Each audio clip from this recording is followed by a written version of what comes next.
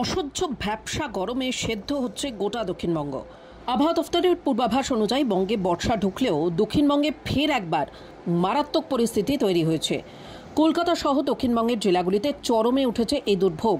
আগামী কয়েকদিনের মধ্যে বর্ষা কি আদৌ ঢুকবে দক্ষিণবঙ্গে? উত্তর পশ্চিম ভারত থেকে পূর্ব ভারত পর্যন্ত দাবদাহের পরিস্থিতি চলছে। আবহাওয়াবিদরা জানাচ্ছেন, উত্তর পশ্চিমের গরম হাওয়া হু হু করে ঢুকছে বাংলায়।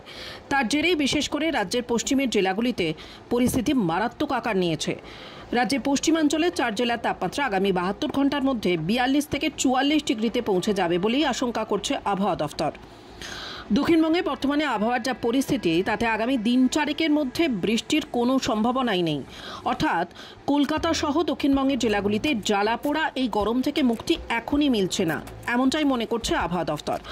বরং আগামী দিন চারেক দক্ষিণবঙ্গের জেলায় জেলায় আর্দ্রতাজনিত অস্বস্তির চরমে উঠবে। কিন্তু উত্তরবঙ্গের ছবিটা আলাদা।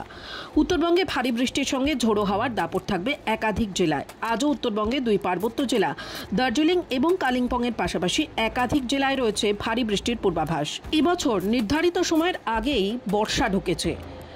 ইতিমধ্যেই বর্ষা দাপট দেখাতে শুরু করেছে উত্তরবঙ্গের জেলাগুলিতে।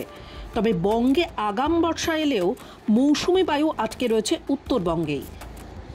আর এহেন পরিস্থিতিতে দক্ষিণবঙ্গে কবে আদৌ বর্ষা ঢুকবে তার জন্যেই চাতকের প্রতীক্ষা। টাইমস নাও খবর।